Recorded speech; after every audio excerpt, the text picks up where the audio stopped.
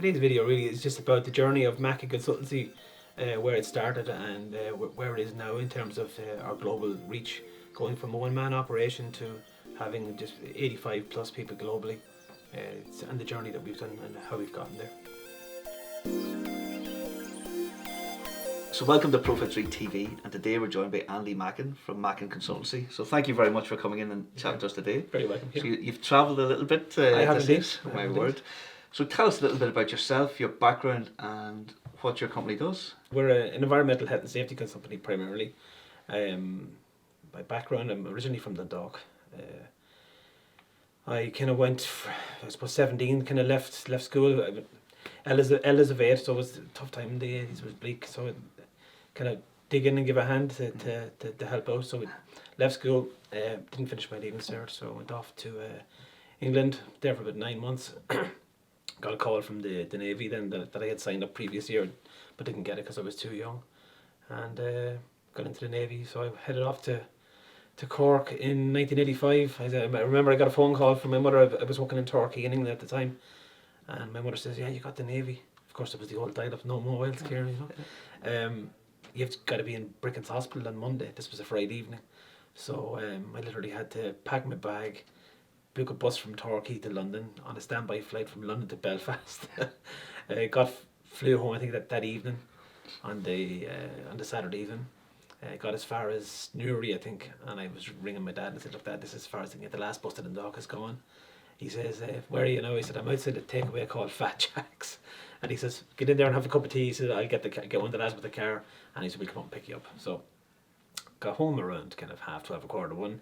Got up on Sunday, had dinner with Mam and Dad, the gang. Headed off with my overnight bag that I was told to bring for Bricken's Hospital. Did my second interview, got my medical. Was on a train to Cork that evening, which was the 19th of November 1985.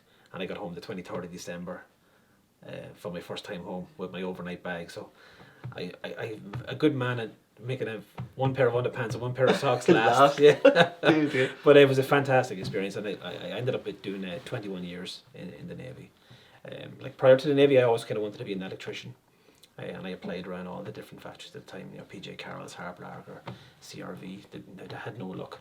But after about a year and a half in the Navy, I got an opportunity to apply for an apprenticeship within the Defence Forces, and I actually got it. So I got a second bite of the cherry. So I took it with both hands. So obviously back to college then and did my apprenticeship, and that could probably give me a bite for kind of education again. You know, as you get older, you get wiser, you kind of appreciate the opportunities more. I got involved with the Representative Association in the Defence Forces, so that kind of gave me a kind of an ending into health and safety. So I was kind of the Assistant National Health and Safety Officer, but had no qualification for it. But it was one of those things where, yeah, look, it's kind of like an honorary position, but people would still ring you looking for advice. What do you think we should do? There's guys in here building something, but I hadn't a clue. So I said, you know, probably a good idea to go back to college and actually get a qualification in it, because I really enjoyed it. It was a different perspective, like doing health and safety in the Defence Forces. You're looking at things from an unusual angle compared to your run-of-the-mill kind of construction site or production line. So I went back to college to UCC in Cork and got my diploma. Went on, did a training and education certificate as well, because again I was doing a lot of training and stuff. So it's good to have at least something behind your name when you're doing these kind of things. So I was due to retire in 2006. So I was kind of thinking for the previous 3 or 4 years what I was going to do after retirement. I say retirement loosely, because I think remember the story was that I was telling my wife I'd do 2 or 3 days a week, and the pension that I have, that would cover the mortgage and we'd be grand. And she keeps reminding me today, 15 years on, what happened to that 3-day week. I'm probably working harder now than I ever worked before. But yeah, I set up the business about a year and a half before I left. Again, the guys that I knew in the Navy that had gone off and set up their own little businesses, electricians that I worked with. Look, will you have a look at a safety statement for your safety policy or risk assessments for this? And it just kind of trickled on, and when it actually come up to sign off, we probably had 10 or 12 clients. I wasn't flat out, but I had enough to kind of say, you know, we've got a business here. So I headed off and started Mackin Consultancy, then full hammer and tongs, and then we kind of just plodded along. And then 2009, we signed a really big contract with a very well known multinational, so that kind of gave us that kind of global expansion. We started off in Ireland, obviously, and then started auditing businesses for them right across Europe, so that gives a great profile. And then, of course, if you're working with someone like that, then people say, well, if you're good enough to work for them, we might have you work for us, you know. So, and there was a bit of that, and obviously guys that I work with in the different teams, they move to different companies, and if you build up a good relationship with them in terms of you're easy to work with and you get on with these people, but you can produce the goods, they're happy to give you a shot with them then as well. It makes their life easier. Mm-hmm. So that's really how the business that's kind of a short intro into Andy Mackin in the early years, you know. Amazing. And today it's substantially different, Kieran. Really, in the last 3 or 4 years, we've had massive growth. We've an office in London. We've got an office in San Jose in California. We've got an office in Spindale in North Carolina. And a lot of that would have been project resourcing. So if somebody would come to us and say, look, we need a health and safety consultant for a 2-year project. And we were happy to do that. And of course, then when you get in with a lot of these multinationals, it's a case of, look, I know your primary business is health and safety, but we're looking for a lab tech or a facilities guy. You're in the system, so it's quite easy for them to utilise you then, as opposed to look for a new vendor, go through all the due diligence, the legal reviews, and if they need somebody for a project that's starting in 3 weeks' time, they're going to go to the guy that's in the system because it's a lot quicker. So we kind of started helping them out with other people. So the scale, definitely for the last 2 years, it's just been crazy. I think we took on, I think it was 47 or 48 last year, probably 31 I think the year before. I think we're about 84, 85 now globally, and that'll probably hit 100 by the end of February. Everything going well. Incredible. Yeah, excellent. I have to pinch myself every now and then. That's amazing. And then notice when you explain your story, you actually had the business started before you. Yeah, when I said I started before I left. I mean, it was just myself, and like you kind of take a day's holidays here and there, you know, because I had built up a lot of time, just to get my teeth into it and see was it a business. You know, I mean, when you start off a business, you're not always going to be sure if it's going to be a success. And for me, it was more about just the quality of life. After spending 21 years in the Navy, I did a lot of sea time, so I was away a lot. And I my second child, Keen, had just come along in 2002. So I kind of said the 21 was enough. That I didn't really want to be away from sea anymore. Yeah. And my father always said, look, they'll grow up very quickly, so don't be away too much, you know. So it was looking like I was going back with the sea again for another 2 years when he was 2, and like 2 to 4 is a big jump for them. They want you around for that kind of stuff. And my eldest guy was 4 years older than him, Emmett. So I said, no, you know what, it's 21. I always said I'd do my 21. I did it. I was very proud of that. But yeah, so I set up the business, and it just trickled on. And I said, yeah, look, I'm happy with this. But my pension and the few little gigs that we have now at the moment, at least we'll have a roof over our heads. Everything else is a bonus. And that was my mindset at the time. And corny and all as it is, but that's all. I was just kind of, look, I'm not too proud, you know what I mean? I'd sweep the streets if I had to. So it wouldn't have mattered. I mean, if you come from Dundalk in the 80s, you do pretty much anything for a job, you know. So I mean, stacking shelves or sweeping the streets. If I couldn't get a job as an electrician, I'd be doing something, Kieran, you know. So that was an issue. But yeah, it just trickled on, and then one client led to the next client, and then the next client, and then when it came up to the time to actually sign off, it was a no-brainer. Like, it would be 10 or 12 clients, and I was really enjoying it. It's your own baby, as you say. When you get up in the morning, the only person you have to give out is yourself. Yeah. You know, if you're missing the client, it's your fault, nobody else's. You know, so. And that's one of the things we have to get as business owners. We have to get our head round. That's right. Yeah. Yeah, absolutely. Yeah, and it was something for me that I had to get my head around very early, because I spent 21 years being told what to do. Pretty like even though you're leading teams and stuff like that. I mean, as you get promoted, there's somebody else telling you what to do. You still kind of disseminate the information down. When you're running a business and you're the owner, the buck stops at you. Of course. Yeah. And how the transition from where you started to going international, again, that's a big step. So how did you actually? Yeah. How did you find the step? How did you find the process of going to an international business? Oh, it was difficult, because I mean, when somebody says to you, listen, we want you to audit a premise for us in Dublin, that's bread and butter stuff. Can you head to Germany? And all of a sudden it's like, okay, yeah, I'm sure I can. So that was my first kind of swan song into it. Then into France or to Belgium. And then once you do one or two, the kind of, the routine, it's in the mother language, it's in English. So I mean, because they're a multinational, so they keep the standard. So from that process, it's interesting. But then you have to look at the actual local legislation, how it impacts on what you're saying, because you can't base everything on Ireland or the UK. Kind of who would be the industry leaders a lot of the time in health and safety. Yeah, you kind of take guidance from different people and make sure you're not overstepping the mark. You're saying, look, you have to do this. Well, actually, in France, we don't have to do that. We can do it this way. So, okay, so yeah, well, let's change that. That becomes a recommendation rather than a you will do it. You know what I mean? And you get different kind of intricacies like that in different countries. But by and large, I mean, telling somebody to watch the cable is universal. You know, so it's. Incredible. But it was very, very interesting. Yeah, very, very, very interesting. And it continues to be, I'm sure. So how do you manage and keep the standards between all your office and keep the vision and the quality control? And well, again, on the quality control side of things, it's quite interesting because obviously we added kind of the ISO standards to the business kind of 5 or 6 years into the business. We one or two of our clients had looked to go for 9001. And then other clients had 14,001, which is the environmental, 9,001 being the quality management. And I kind of said, well, look, if we're going out advising clients to look at these standards to kind of stand out from other companies, because like the bigger companies will use that as a kind of a vetting tool. If they know somebody's coming in with an ISO standard, well, they're kind of saying, well, look, they've done their homework, they have all the processes and procedures in place, so they're not going to be looking over their shoulder. They're expecting a standard when they hire this company as a vendor. I said, if we're expecting people to do that, we should have it ourselves.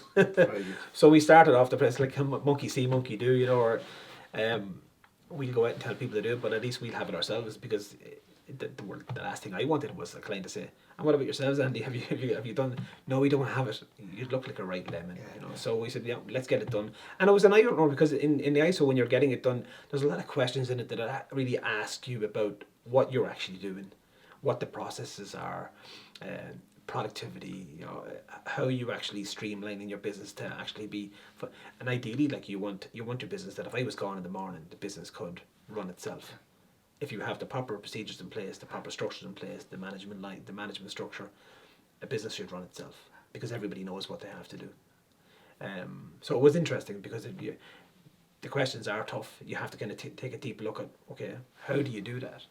And sometimes I didn't have the answer. I mean. It was challenging, but it was a process we really enjoyed doing. Over kind of I think it was about a 14-month process. We did it and we got certified, and of course then after that, then we can stand over saying, okay, we believe in this because we've done it ourselves. We've gone through the process. So when you're talking to a client, it's a lot easier to sell them a product when you actually know exactly what you're talking about. The health and safety part was easy. But if they're looking at an ISO standard, which is going to take a process of really kind of 9 months to 14 months, give or take. Some people like it done quicker. It can be done, but I prefer to do it over. Maybe a 12-month period is more ideal because you can set up your meetings constructively and you're giving people 3 or 4 weeks each month to get whatever kind of homework they're given to get done, But no, it was good, and I think that definitely helps then keep a standard, because you know what standard you want. I mean, you have a standard in your head, Kieran, of what you would like your business to do. Yeah. But it must match up with your kind of your service offerings to your client as well. So yeah, as probably a stickler as well, having that military background, I'd be kind of disciplined enough as well to kind of see things through to the annoyance of my wife a lot of the time. She goes, because when I say something I'm going to do it, I follow through, Amazing, excellent. And I get a feeling, back to what you're saying, that you're probably quite strategic in what you do, and I'm sure there was a very clear strategy in the strategy is funny because I mean you never really think about strategy until you're actually running a business yourself, or if you become a team lead or something, and you're kind of charged with that kind of aspect. For me, in the defence forces, strategy wasn't my thing. That was my commanding officers and they looked after that.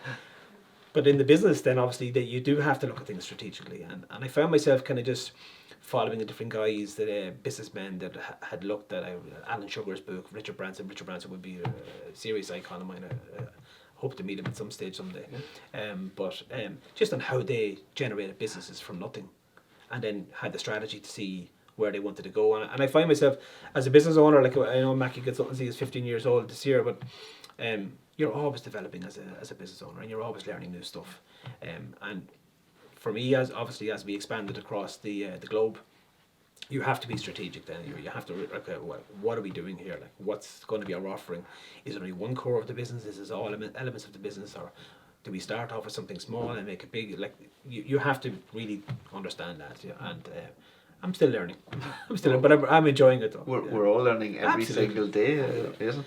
And in regards to service you offer, so and we talked about ISOs and health and safety and all these important things. So these are critical things that businesses should take in. Is it only for businesses of certain sizes, or should no, I mean in the UK and Ireland, it's a legal requirement to have a safety policy in place so that you can disseminate that information to your employees, so they understand what their legal responsibilities are as an employee, but also as a business owner you have responsibilities under the different acts and the different legislation that are kind of in each country. So as much as you have responsibility to your employees have a responsibility as well. And I think once that's kind of laid down to people early on, I don't mean laid down as in like slammed down their throat, like, because that's not the way health and safety. It might have worked like that in the 70 days, and people only did it because they had to do it. But you want to bring a kind of a workforce along with you and say, look, lads, this is our vision. We're putting in these new safety systems because it's safer for you to work here. And people really appreciate that. They say, well, look, it's not just about the money. They are actually looking out for us as well. But that drives efficiencies and productivity into the business as well. Again, go back to the standards. So just, if you look at it, it's like the Plan Act, Plan Act do all the time, you know. So I mean, you're going around in circles, but trying to improve things all the time. So if you have a proper safety system in place and a proper policy in place, the staff understand what that message is. They want to see where you want to go or where you want to go. Then yeah, it's kind of a win-win for everybody, really. Excellent. And you mentioned productivity there. So these systems can help you improve productivity then in the business? Yeah, because you're looking at, if you take production, I mean, you have a process. You start at A and you get to Z. But there's many different areas of that along that process along the way that you probably could improve. Put a safety feature in that somebody doesn't have to put their hand into a machine, or that it slides along a rail instead of somebody having to manually push it. So you might need 4 people instead of 8 people, or you might need 6 people instead of 2 people, but you're taking the danger out of it. So it works both ways, but it helps streamline the process. So if you're streamlining a process, you are making it more efficient. Incredible. So that shouldn't automatically, but it should knock on to better productivity then. And of course, and we're in a productivity drive this year. We've got our objectives for 2019, and productivity is one of them. Just seeing what we can remove from what we do, as well as what we can do different. So actually, because I think there's, back to what you're saying, there's processes, maybe there's things we can take out. And if you do the Plan Act, I mean, it does. You see where the improvements can be made, and then you tweak them, and then you go again. So it's really good. Very good. And I guess, so you've been through, how many years now is the business? It'll be 15 years this October. I think Claire in the office now would probably tell me I'm wrong, but I think it is 15 years this year. Incredible. And you've probably seen loads of ups and downs. Well, yeah, I mean, we started the business in 2006, and then we had the economic crash in 2008, so we were just getting up and running, and then that hit. But again, like I said, we were very fortunate to be working with a couple of the big multinationals at that time, and they really kind of seen us through the bad times. And just again, I know the economy is a strange place again as we speak, and who knows in years again, we know it's all in cycles. So going through that, is there, and you remember, any tips or advice, or how would any business face something like that? Yeah, well, I think the important thing at the moment, especially with the uncertainties, and I know everybody's talking about Brexit, but it is an uncertainty. It's just not to overextend yourself until you're absolutely sure what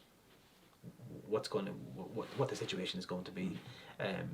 We're fortunate. I mean, the company we have in the UK is set up in the UK, so it makes it easier for that process. That it should still work away, and we still service our clients as normal. But definitely from a global standpoint, in terms of dividends or anything like that being moved around, you do have to look at currency exchanges and all that kind of stuff, because you can get hit very, very hard. And if you're putting money aside for a project that you know as part of your strategic plan for at the end of 2019, we want to be in India, we want to be whatever, and all of a sudden your chunk of change is gone, like, then your strategy has to change. You know what I mean? I don't think, never overextend. That would be my tip. Never overextend.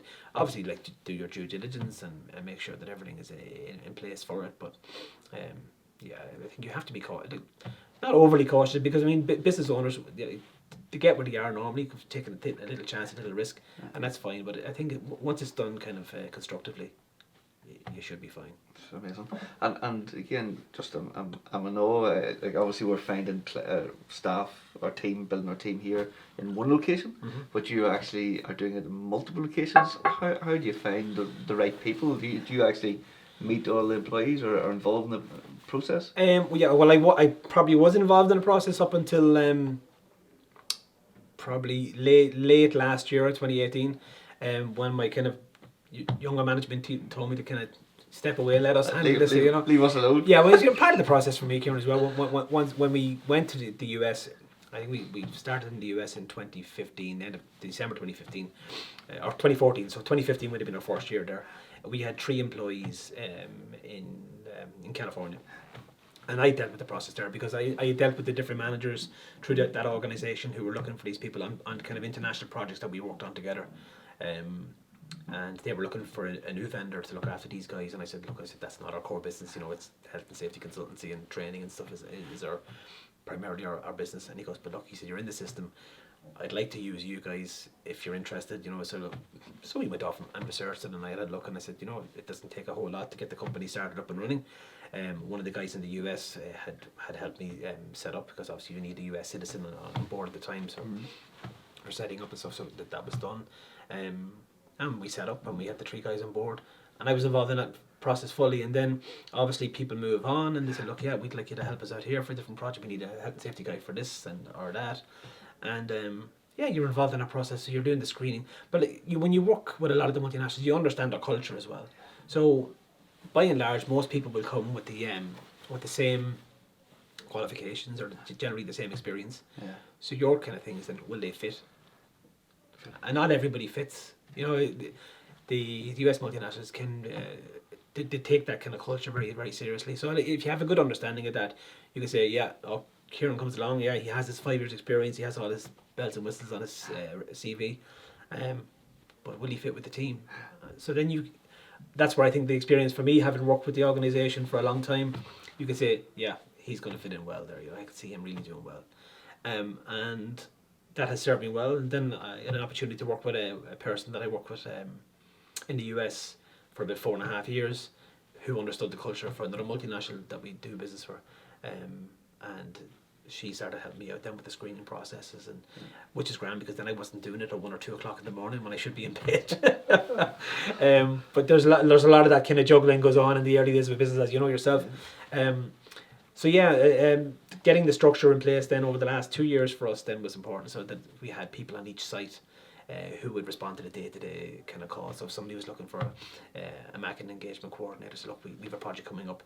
They were emailing me, but they were really going to the guys on the ground, which kind of helped. It took a lot of pressure off me as well, because I just felt in the last couple of years I was really overextending myself as the business was growing, and it was growing really, really fast, and that can happen. But I kind of had the foresight to see, this is not going to end well if I keep going this way, So we've got a site person now in each of the sites. They look after all the day-to-day. So if somebody an email that goes to them, if they're looking for a person for a project, they go to them. They'll come back to me and say, look, Andy, we're looking for this. What would you advise? That's only an email. That's fine. But they do all the screening, all that kind of stuff. So it's only when they're unsure of somebody, it's like, will you give the final kind of nod on this? But by and large, in the last year, definitely by the end of last year, I hadn't been doing a whole lot of it. I know they're taking on people, but I don't see it. That's amazing. So you're more focused then again back to the strategy. Strategy, just driving the business. Where are we going next? So it's just incredible, because we're again going through a similar journey, but at a smaller scale. Hopefully someday. But your roles changed then quite a bit through the. Yeah, absolutely. I mean, like, even though you're the business owner, and I found that whole process, Kieran, of working in the business and moving to working on the business very difficult. And I would think most business owners, any of the guys or ladies that I've met over the years, who've been in business, they found that kind of handing off, because you're working with clients that you've worked with early on, and I still have a couple of clients that will not deal with anybody in the office, but when are you around? And I'm in the States this week, I'm going to be in England next week. When are you actually around, and will you pop in and see me? And it could be just for a cup of tea and checking everything's going all right, do a quick walk around. Ultimately, one of the guys in the office will come around and do the audit and stuff, but they just want to see you, and they'll remind you that, I'm with you from the start. Why would you be handing me over to somebody else? And the guys in the office are probably even better than I am. they're more modern in their thinking. They've got the latest kind of bells and whistles on their qualifications. But some clients are just happy to see the face that they started with, and I appreciate that too. I mean, that obviously means that we mean something to them as well. So that's kind of a confirmation of that we're still doing something really, really good. And our retention rate with clients is kind of 96-97%. So people that we lose, it's not because we give a bad service or the price isn't right. It's generally that they move into different sectors, or they've moved out of business, or people retire. So which is great, Incredible. Yes, very, very interesting to see the journey, and I can imagine you went through it, and changing from operations then to actually strategically looking at it. But yeah, I mean, and I did find that whole handing it off. But as you hand it off, you don't get any quieter, which was interesting. I was obviously doing a lot and not really noticing how much I was doing, because you've ruined things for me now. I was thinking I'm going to get my feet up soon. Yeah, no, I think you just look at things differently. You're looking at the business from a different perspective. You really kind of have to think about where you're going and what you want to do. So handing off the day-to-day kind of Joe Blogs, giving Andy a buzz and say, look, we need 4 guys in a manual handling course, or can you come in and do risk assessment? It's like, yeah, look, talk to the guys there, they look after, and they look after you really well. And for me, then it's like, where are we going next? What are we doing? What's the plan? How are we servicing what we're doing at the moment? Are we keeping that quality and standard that you referred to? Is that being kept and maintained at what we want it to be at? And that's really the important thing then. Incredible, excellent. So what does the future hold then for yourself and the business? Interesting times ahead, Kieran. Yeah, 2019. I think there's kind of 3 areas where we're kind of concentrate on as such. The first one, obviously, there's an opportunity to move into new markets. So that's we have an opportunity to support some of our clients in Asia, which will be interesting. So we're looking at Hong Kong and China. Primarily China first, and the Hong Kong operation will hopefully come after that.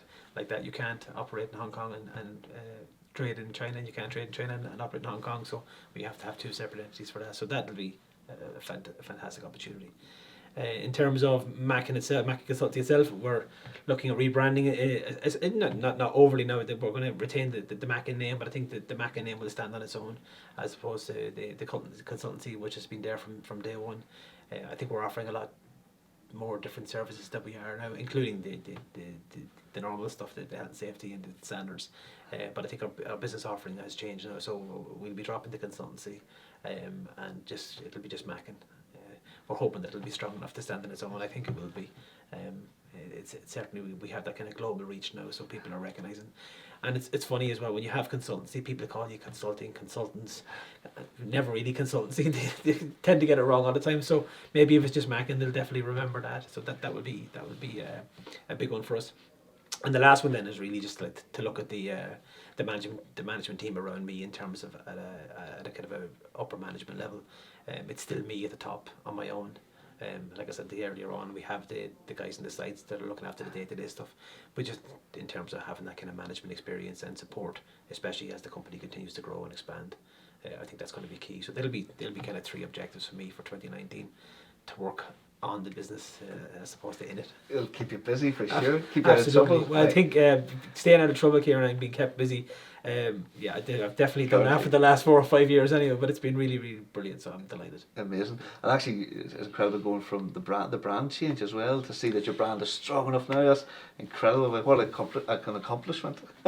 Yeah, and I was kind of torn between will I or won't I, or would it be better, or would it really change anything? But I think when you evolve as a company, I think your brand has to kind of evolve with you, and I think the brand is strong enough to have Mackin on its own. We'll have a nice new logo. It'll be fresh. It'll cater for right across the board. We didn't want to be kind of have the stiff upper lip kind of logo or the too funky logo, but something in the middle that says, look, we have a wide range of clients from tech to shipping to management of large supermarkets to production lines, to the guy in the ground who's the plumber or the electrician. So I think that logo the brand has to kind of go across everything, and I think it will.